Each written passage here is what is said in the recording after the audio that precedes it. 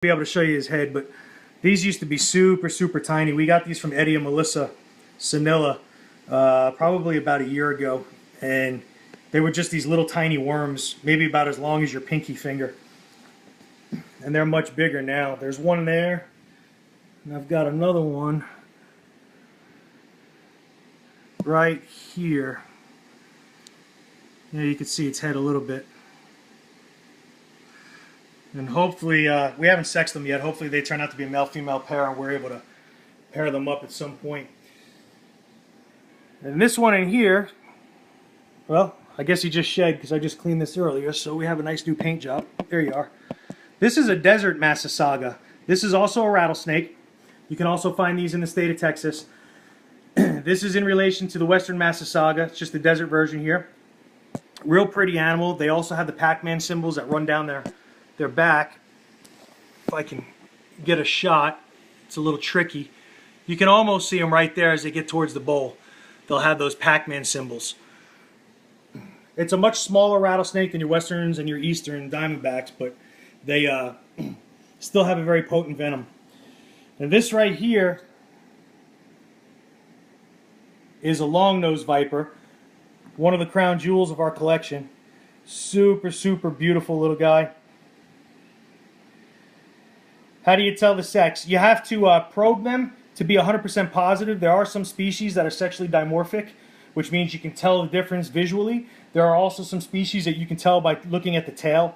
But I prefer probing. It's always more of a guarantee that you're going to get the sex correct. Now this guy right here will keep this pattern as he gets bigger and will be pushing around 3 to 4 feet. He'll be a real solid snake. They actually are considered to be, muscular-wise, they're considered to be one of the strongest snakes on the planet. I really wish this camera would focus on a close-up. He's got a beautiful bottom jaw, too. Definitely one of my favorites in our collection now. And this guy right here, let me tell you, he has quite the appetite. They're voracious little suckers. I want to see if you can get a belly shot here. Just a super beautiful animal.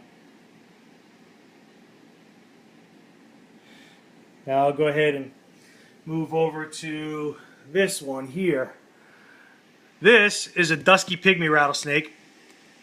I got this one from Keely Ann Johnston quite a while ago. I would say probably about a year, maybe a year and a half ago. And it was also a really little worm, just about the size of your pinky finger. And this thing is pretty big right now. Doing really well, pounding rats, frozen thawed. Also a rattlesnake, also venomous. Now, this is very similar to the one that we have here, which is the western pygmy, which I do not have, and Laura Berg makes sure that she pokes fun of me all the time, every time she sees me. Eventually, I'll get one. So, all right, this guy right here. Let's see how good you are, Carrie. I'll start here at the tail and show you the rattle.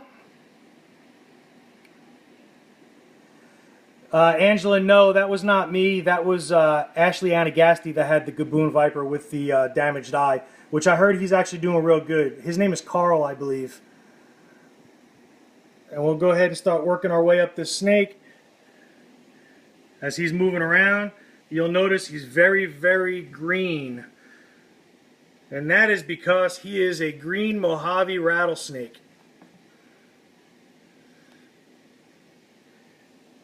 Super gorgeous guy here. Also one of our favorites in our collection.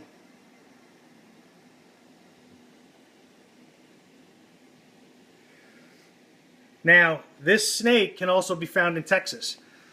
This snake also is one of the most, if not the most potent, venom-wise, snakes in North America. Their venom is a mixture of neurotoxins and hemotoxins. So it's kind of like a double whammy if you were to get bit by one of these.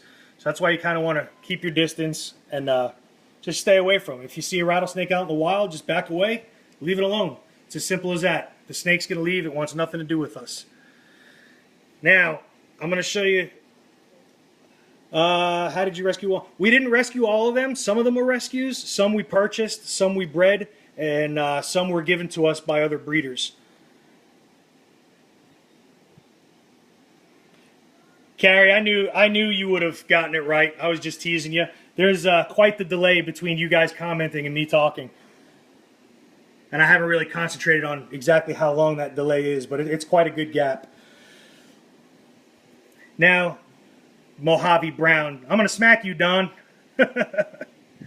Now, this next one is going to be one of my it actually is my favorite North American crotalus species. This is my favorite North American rattlesnake.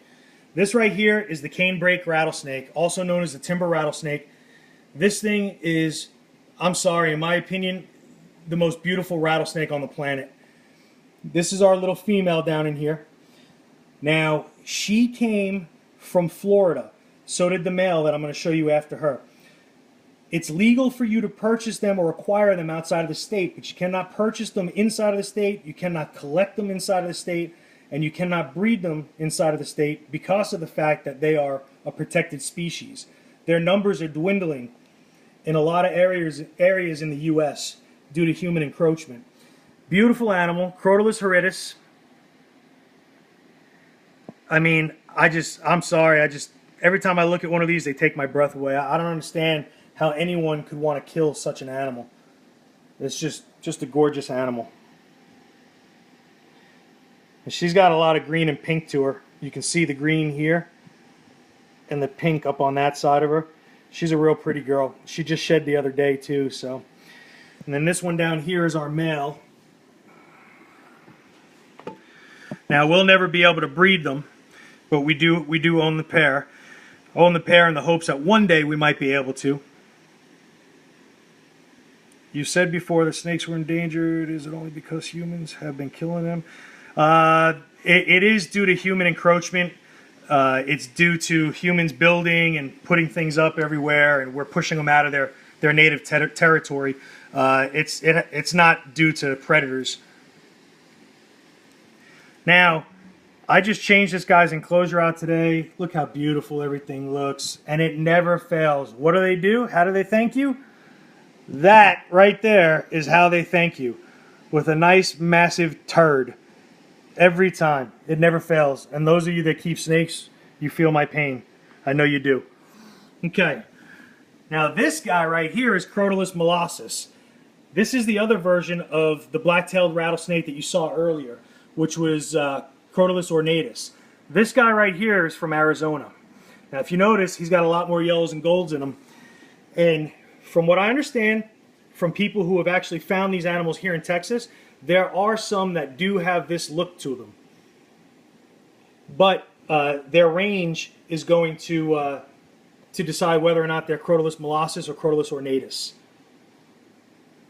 Real beautiful male. His name is Fury.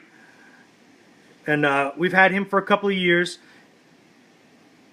And Fury actually underwent some surgery last year or the year before. We had to have his hemipenes removed because he prolapsed. And we couldn't get them back in. They started to go necrotic. Yeah, it is sad that we can't breed them, but they can't have people breeding them and just dumping animals everywhere, so it's kind of understandable in a way. Okay, these two down here are Agkistrodon bilineatus. This is basically Mexico's version of the water moccasin or the cottonmouth.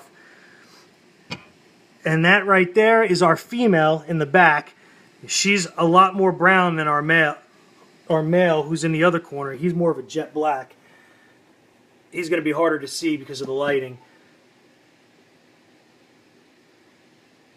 And let me tell you something. Every single time you move these out of here, this female musks every time. Not a wonderful smell. And then down here, yeah, he's not going to be out. There's a melanistic western diamondback in here, which is the same as the Oreo that y'all saw a little earlier. He's got that black color in him, but he likes to hide in his log, and he doesn't ever come out, so he's still a baby. And then, last but not least, where are they? Inside of that tub right there is our pair of Eastern Diamondbacks. I did just move the male down there. He'll stay down there for the entire month of August. They'll stay together. But I'm hoping that they're locked right now. He did go right after as soon as I put him in yesterday. So, but they're about 6 foot. They're huge snakes. I mean, they fill up that entire enclosure. So you have this enclosure right here is 6 foot long. That's just a divider in the middle. That's all one enclosure. So that's pretty much everything. Well, no, actually, sorry. I do have a few over here that I can show you. Okay. This is non-venomous. This is one of the snakes that came from the house that we went ahead and got all the animals out of yesterday. They like to bury themselves, so let me see if I can dig her out. There she is.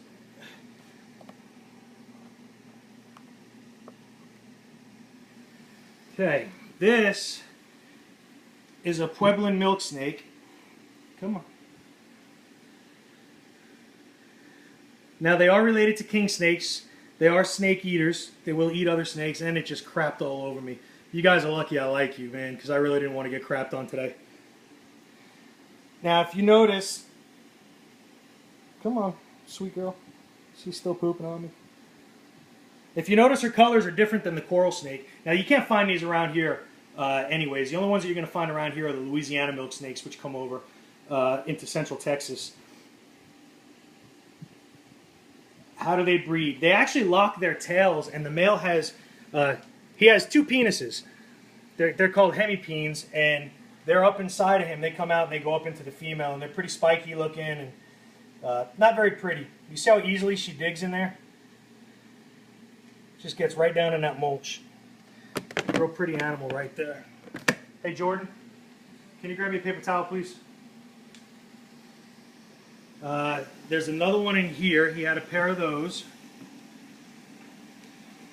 And then this right here, these are white lip vipers that we got from Andy Maddox.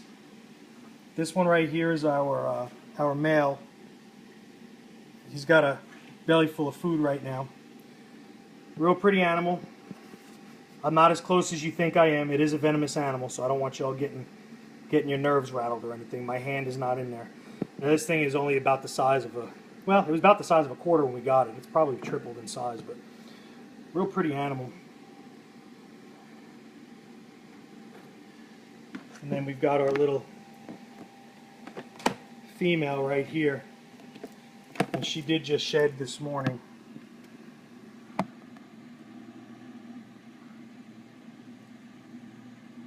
How beautiful is that animal? Where is the gaboon? Where were you when I first signed on, Carrie? I'll take you back to the gaboon real quick if y'all want to see the gaboon vipers.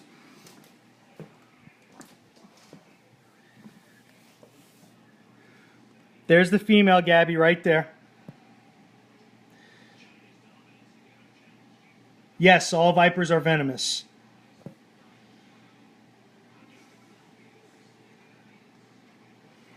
And then the male is over there, bud.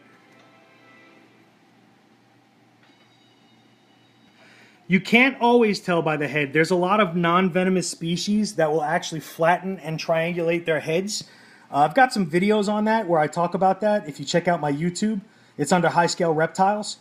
But yeah, it's not a definitive way to always tell. There are also non-venomous snakes that will rattle their tails. So definitely not a definitive way. The best thing to do is just learn the patterns and learn about the venomous snakes in your area. There's always less venomous snakes in any given area than there are non-venomous snakes. So you'll have fewer to learn that way. Well, folks, I am going to let you guys go. That's everything. I appreciate you guys watching. And if you guys have any questions, just go ahead and tag me in your questions and I'll answer them, because I don't think notifications keep rolling up with just regular comments. But if you have anything that you want to know or any questions, just tag me and I'll be sure to answer them for you. I really appreciate you guys watching. I thought this would be a lot of fun. I was hoping for some more people from some more people from back home that aren't used to seeing these animals, that would have been nice, but hopefully they'll be able to watch it later on. So I appreciate you guys. Be good.